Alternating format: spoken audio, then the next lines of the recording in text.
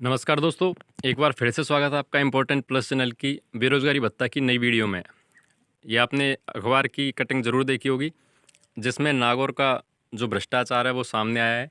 इसके बारे में मैंने पहले भी वीडियोज़ बनाए थे नागौर के बारे में कि वहाँ पर कुछ गड़बड़ होती है, फॉर्म वेरीफ़ाई करवाने के नाम पर लोग पैसे लेते हैं।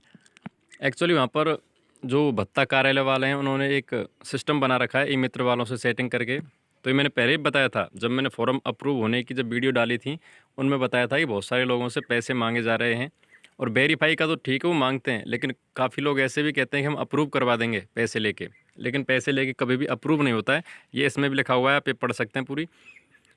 वेरीफाई आप ज़िले से करवा सकते हैं। भत्ते का क्या होता है, फॉर्म पहले ज़िले से वेरीफाई होता है। वेरीफाई का मतलब है कि आप भत्ता लेने के योग्य हो। ये काम जिला कार्यालय वालों का होता है। तो नागौर में मतलब सबसे ज़्यादा भ्रष्टाचार नागौर में है।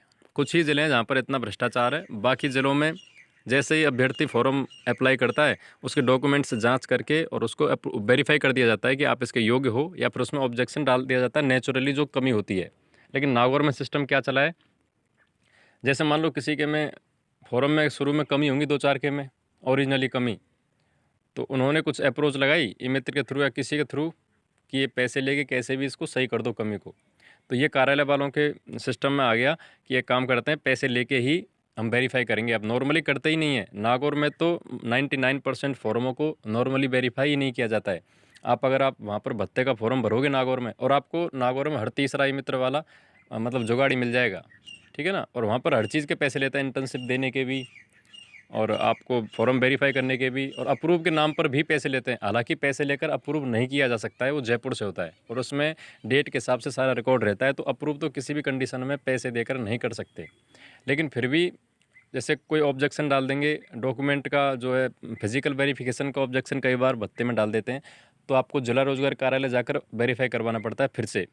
तो वो वाला अप्रूव करवा सकते हैं वो, जिसका पहले से अप्रूव्ड फॉर्म में भत्ता मिल रहा है, लेकिन बीच में कोई कमी सी लगी, मतलब डाल देते हैं अपनी तरफ से पैसे ऐंठने के लिए कि आपके फॉर्म में ये कमी लग रही है, मैं आप फिजिकल वेरिफिकेशन के लिए आइए डॉक्यूमेंट से लेकर। उस समय वो पैसे ले लेते हैं, तब जाके उसको वेरीफाई अप्रूव करते हैं वहाँ से।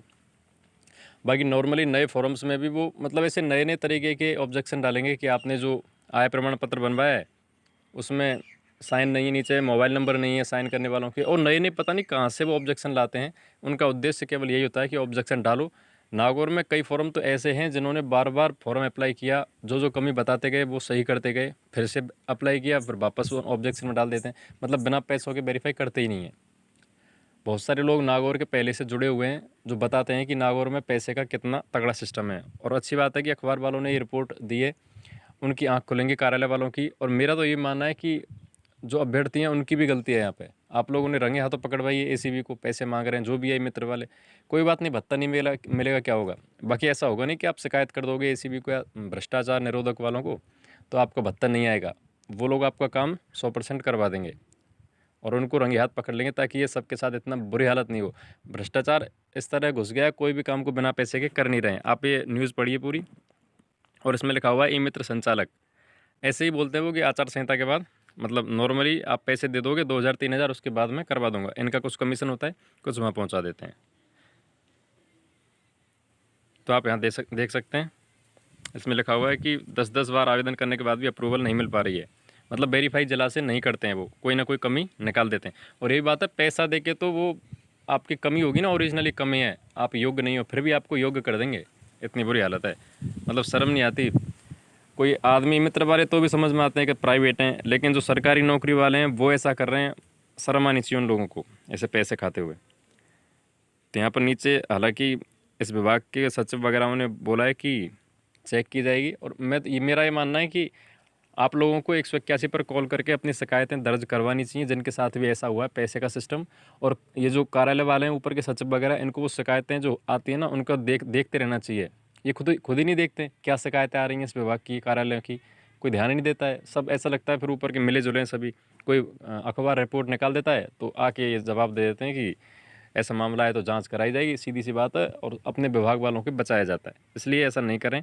अगर आप थोड़ा सफाई करोगे कार्यालयों की, ऐसे भ्रष्ट लोगों की कार्रवाई करोगे, तो आगे से ये लोग थोड़े सही हो जाएंगे। और पहले ही बेरोजगार बेचारा तैयारी कर रहा है जॉब की, आप उसको ऐसे परेशान कर रहे हो 2-2 हज़ार रुपये लेके, उससे हो क्या जाता है। और इसमें ऐसे भी लिखा हुआ है कि इंटर्नशिप चल रही है 24 महीने तक, बिना जाए हुए। ऐसा नहीं होना चाहिए।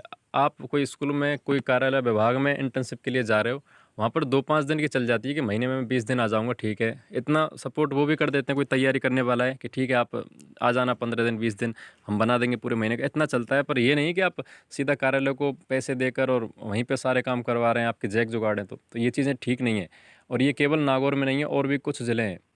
मतलब वैसे होता ये है कि भत्ते में फॉर्म अप्रूव होते ही आपको इंटर्नशिप अलॉट करना विभाग का काम है। कुछ, लेकिन इन कुछ ज़िलों में ऐसा है कि आपको वहाँ जाना पड़ेगा, आदेश लेना पड़ेगा इंटर्नशिप के लिए। फिर आपको दूर स्कूल अलॉट कर देते हैं कई बार, फिर आप नज़दीक लेने के लिए जाते हो तो पैसे लेते हैं। मतलब जहाँ जहाँ पर, जिस पॉइंट पर भी वो पैसे खींच सकते हैं आपसे, वो पूरी कोशिश करते हैं। इसलिए आप ऐसी खबरों को शेयर करें। जो भी ई मित्र वाले आपके कॉन्टैक्ट में पैसे खाते हैं, उनके थ्रू आप अधिकारियों तक ये बात पहुँचाएँ, और वो लोग भी समझ लें कि आपको कभी भी रंगे हाथों पकड़वाया जा सकता है। अखबार वालों की अच्छी बात है कि उन्होंने न्यूज़ छापी, आगे भी ऐसे ही पड़ताल करते रहें अदर ज़िलों में भी, ताकि कुछ बेरोज़गारों के साथ न्याय हो। केवल ये पैसे लेके उसको अप्रूव रखते हैं, टाइम से पैसे देने की बात आती है भत्ते की तो वो पैसे देते भी नहीं हैं। अभी भी मैंने बहुत सारे लोगों को पिछली वीडियो में कहा था कि आप लोग 181 पर कॉल करके शिकायत करो। कम से कम 100-200 शिकायत होंगी, तब टाइम पे भत्ता आएगा। लेकिन क्या है, भत्ते लेने वाले भी उस तरह के ही हैं, कोई करता ही नहीं है, सोचते हैं दूसरा ही कर देगा शिकायत, हम क्या करें। इसी चक्कर में 2-3 शिकायत होती है, उनसे होता क्या फ़र्क पड़ता है इन विभागों के। सोचो, इन रिपोर्ट का फ़र्क नहीं पड़ रहा जिस विभाग को, उनको 2 शिकायतों का क्या फ़र्क पड़ेगा। इसलिए आप जो भी भत्ता ले रहे हैं, जो भी वीडियोज़ देख रहे हैं, आपका जा क्या रहा है, टोल फ्री नंबर है 181, उस पे शिकायत दर्ज करवाएँ कि हमारा भत्ता इतने महीनों से नहीं आया, क्यों नहीं आया, हमें जवाब चाहिए विभाग से। ऐसी शिकायत आप दर्ज करो, वहाँ पे दर्ज होनी चाहिए, बाकायदा आपका शिकायत नंबर आना चाहिए। उसके बाद विभाग पर दबाव पड़ता है, और ऊँचे अधिकारी अगर वाक़ई में ईमानदार हैं, तो उनको इन शिकायतों को देखना चाहिए कि क्या कमी कार्यालय में रह रही है। बाकी आप लोग चैनल पर जुड़े रहें और जो भी अपडेट होगी आपको बता दी जाएगी।